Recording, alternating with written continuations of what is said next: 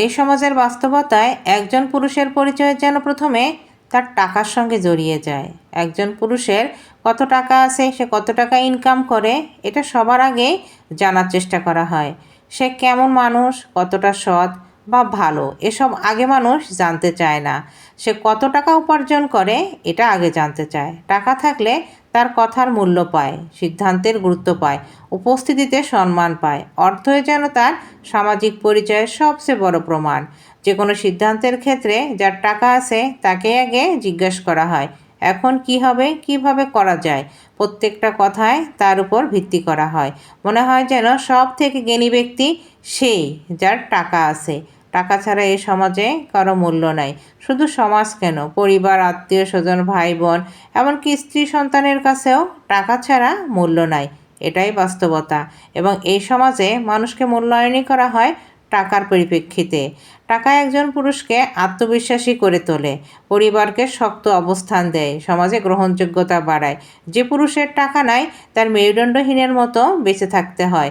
তাকে যে কোনো সিদ্ধান্তহীনতায় ভুগতে হয়। কোনো কিছু করার আগে আশপাশ তাকাতে হয় যে সে সঠিক করতেছে কি না।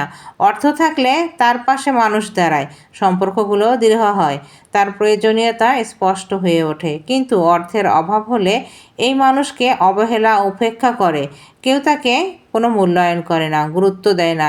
সে বাস্তবতার মুখোমুখি হয়ে থাকে। তাকে তার ছোট বড় প্রত্যেকেই অসম্মান করে। তাকে কখনো সম্মানজনকভাবে কথা বলা হয় না কিংবা আপ্যায়ন করা হয় না। এটাই বাস্তব। এই সমাজের মানুষ টাকা দিয়ে মানুষকে মূল্যায়ন করে, তার সততা দিয়ে নয়।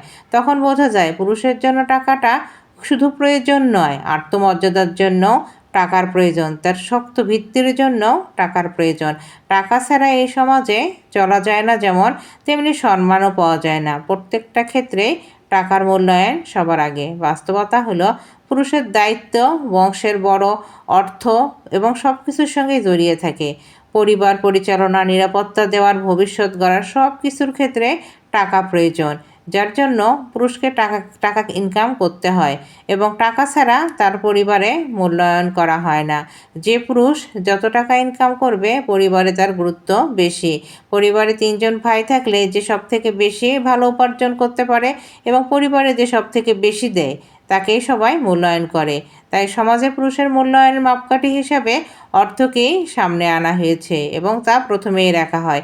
এই কারণে বলা হয় পুরুষের মর্যাদা সবসময় টাকার ভিত্তিতে, তার শক্তিতে নয়। যার যত টাকা আছে তাকে তত মূল্যায়ন করা হয়।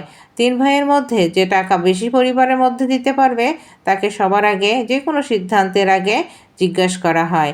যে সব থেকে কম টাকা দেয় তাকে সর্বশেষে শেষে তার সিদ্ধান্ত জানানোর কথা বলা হয়। এটাই বাস্তবতা।